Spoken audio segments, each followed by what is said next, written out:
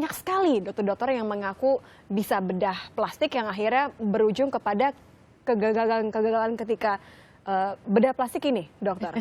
Betul. Jadi dokter spesialis bedah plastik di Indonesia ini belum sampai 200 orang jumlahnya. Yang betul-betul certified di Indonesia ini. Terus semuanya itu terdaftar di satu organisasi dan perhimpunan yang sebetulnya pasien bisa lihat tuh siapa. Doktermu gitu. udah dicek? Ya, benar. Dokternya benar ya tadi ya. Dia langsung merasa bisa di insecure belakang lah tadi. layar saya langsung tengok ke sebenarnya Iya, dokter iya, bener iya, kan. iya. Jadi kita saling kenal satu sama lain semua, jadi kita tahu. Jadi banyak banget yang abal-abal istilahnya seperti itu ya dokter-dokter itu. Sebenarnya mungkin mereka dokter juga, cuman mereka tidak secara khusus mendalami spesialisasi di bidang tersebut. Apa sih yang mungkin salah kalau misalnya Anda tidak memilih dokter yang benar, tidak melalui prosedur yang tepat? Karena kan gini, tindakan bedah plastik ini skopnya itu luas sekali. Dari suntik-suntik, dari transfer-transfer lemak, sampai operasi yang betul-betul dipotong, disusun lagi gitu kan. Nah, dokter yang bukan betul-betul bedah plastik biasanya senang bermain di yang injeksi-injeksi, yang potong-potong sedikit gitu. Kayaknya kecil, it's gitu okay ya. gitu. Tapi segala sesuatu yang invasif, misalkan jarum pun masuk ke dalam kulit kita, disuntik, kan pasti ada Efeknya ya? efeknya. Bisa infeksi segala dari macam juga ya? anatominya, dari dan lain sebagainya. oke. Karena kita juga punya nih dok beberapa informasi mengenai beberapa operasi plastik yang kita tidak tahu nih mungkin apakah awalnya yang salah atau penanganannya yang salah, akhirnya pun yang memutuskan, nah mukanya ini akhirnya tidak sesuai dengan yang Gagal diharapkan lah ya pastinya dok. Kita istilahnya punya ini nih. artis Ada begitu. beberapa sebab sih biasanya gini. Karena satu, ekspektasi pasien kayak tadi itu ada pasien yang senang jadi harimau. Oke. Dia akan datang bilang mau jadi harimau gitu. Kita bisa bikin, cuman dokternya yang berkewajiban untuk enggak, saya nggak kerjain. Kalau ini kan dia namanya adalah Amanda ini, dia memutuskan untuk operasi plastik sejak umur 15 tahun. Dok, aman nggak sih sebenarnya usia semuda ini untuk melakukan operasi plastik muka ini dia melakukan di wajah, terutama bibir tadi ya? Sebetulnya bisa, dan di sini ada kesalahpahaman tuh operasi plastik sejak umur 15 ini maksudnya operasi plastik estetik mungkin ya. Oke. Karena kalau kayak bibir sumbing tuh operasi plastik juga loh. Tapi dia dari bayi udah kita operasi gitu kan. Kalau untuk mengubah untuk estetik saya sarankan sih sekitar 17 tahun pas pertumbuhan udah berhenti. Jadi apapun yang misalnya mau dikerjakan dia nggak berubah lagi. Terus secara psikis juga orangnya udah lebih mapan, lebih matang. Gitu. Oke. Jadi tidak ada batasan umur sebenarnya, tapi dianjurkan dia umur 17 Untuk tahun. yang estetik ya. Estetik ya. Tapi kalau kita lihat tadi nih Mbak Femi, kalau kita lihat kan tadi ada Amanda bibirnya jadi. Ya aku sampai terpana ngeliat muka-muka itu, tapi serem ya, bukan cakep. Serem nggak? Nah, Jatuhnya serem. dok ya, bukan Kalau yang cantik kayak malah gini serem. nih, Mbak Femi tadi juga diperlihatkan sebelum dan sesudahnya hasilnya seperti ini. Karena bukan cuma sekali dua kali, tapi Iya, berkali-kali berkali-kali. ia melakukan operasi plastik malah tidak bisa dikenali Jatuhnya ya dokter ya. ketagihan. Lalu ada lagi yang kalau seperti kasus ini menurut saya itu bukan operasi plastik. Mungkin Tapi kasusnya seperti Sakit kalau jiwa. yang dikenal di Indonesia itu kasus Poati dulu.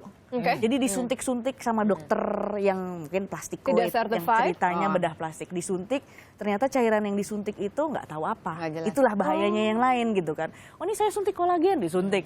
Terus gitu 10-15 tahun kemudian baru dia jadi tumor. Bentuknya bisa begitu. Jadi kalau ini maksudnya ya seperti Jadi Pak Ati tadi ya. Jadi kalau diperhatikan kalau suntik-suntik itu tadi bisa berujung konfirmasi kanker. Bukan kanker, dia tumor itu tumor jinak lah.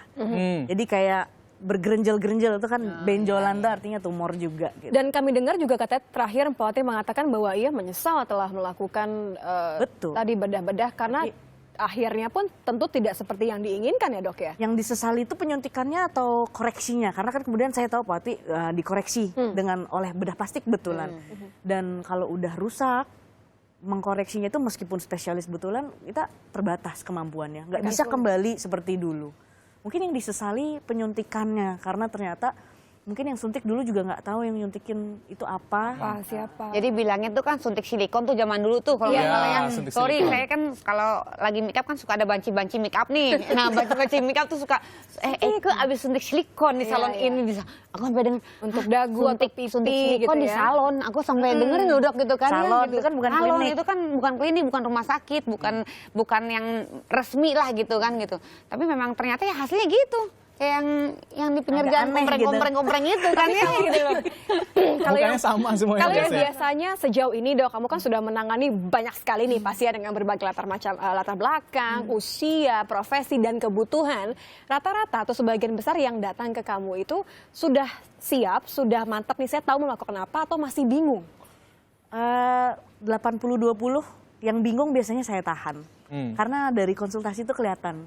Kalau udah mantep, oke ayo kita maju. Tapi kalau kayaknya mau mata atau hidung atau dagu atau apa, pasiennya sendiri masih belum tahu. Biasanya kalau seperti itu, apapun yang kita kerjakan, pasiennya yang kayaknya kurang deh. Karena masalahnya sebetulnya lebih ke psikis.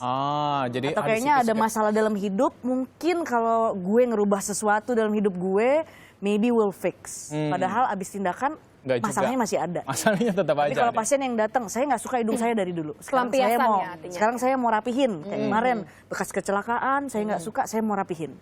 Datang. Banyak yang mana sih kerjaan Dok? Kalau yang ke konsultasi itu akhirnya karena memang mereka membutuhkan untuk kesehatan atau karena tadi kepuasan? Kecantikan. Saya Ya, 50-50 cantik, tergantung tempat praktek. Kalau prakteknya di klinik estetik pasti yang datang lebih estetik. Tapi saya praktek juga di rumah sakit misalnya. Ini bukan saya aja, semua dokter bedah plastik rata-rata gitu. Yang di rumah sakit ya kita terima yang bekas luka-luka trauma, luka bakar, sumbing. Jadi Pernah nggak sih kamu menyarankan untuk tidak langsung dioperasi tapi melakukan sering. yang lain-lain gitu? Sering. Sering ya? Apa biasanya? Ya, jadi orang tuh tidak harus selalu langsung operasi plastik. Betul, operasi plastik itu saya tidak mengkategorikan injeksi kayak botox filler itu saya bukan kategoriin operasi. Itu tindakan estetik yang ngerjain bisa dokter bedah plastik, bisa yang lain. Atau Yang penting kayak itu semua aman gitu ya. Tapi yang juga harus aman ini gimana kalau misalnya tadi milih dokter supaya aman, ini ada ciri khususnya nggak sih kalau Dok? Oh maksudnya dokter resmi, yang resmi Yang yang resmi, yang apanya? abal-abal tuh yang Betul, mana kan kita bedanya? juga susah ngebedainnya kadang. Kalau dokter bedah plastik yang terdaftar itu sebetulnya ada online di prapisurgeon.com, itu perhimpunannya bedah plastik Indonesia yang udah terregister, ada di situ semua. Tapi kalau dari ciri-ciri praktek juga biasanya ada sih dari tempatnya, kalau terselubung, papan nama nggak ada, dan tempatnya terpencil, yang kalau Yaudahlah ya, appointment siapa jangan ya, aja siapa ya, gitu. kayaknya orangnya aja curigaan kita siapa gitu. Apalagi Dan di salon memang- lah ya. Dan Apalagi di memang salon. ada konsultasi tahapannya jadi panjang ya sebelum akhirnya Kadang-kadang memutuskan satu untuk kali operasi. konsultasi cukup kok. Oke. Jadi kita dokter bisa nilai, udah oke. Dan Oke. harus udah cek secara menyeluruh artinya kondisi Betul. tubuh dan semua segala macam ya. Oke, terima kasih dokter sudah hadir bersama kami. Mbak Femi juga terima kasih sudah mengklarifikasi. Mudah-mudahan yang suka heboh Jadi semuanya udah komentarin bisa langsung tadi sudah ya diklarifikasi oleh Mbak Femi. Artinya memang ini lagi-lagi kalau menurut saya adalah pilihan. Tapi apapun pilihan Anda lebih baik memutuskan untuk ditangani oleh orang yang tepat. Betul. Cek dulu bagaimana kesehatan tubuh Anda dan kebutuhan Anda sebenarnya. Pastikan ini yang Anda mau lah, intinya seperti itu ya.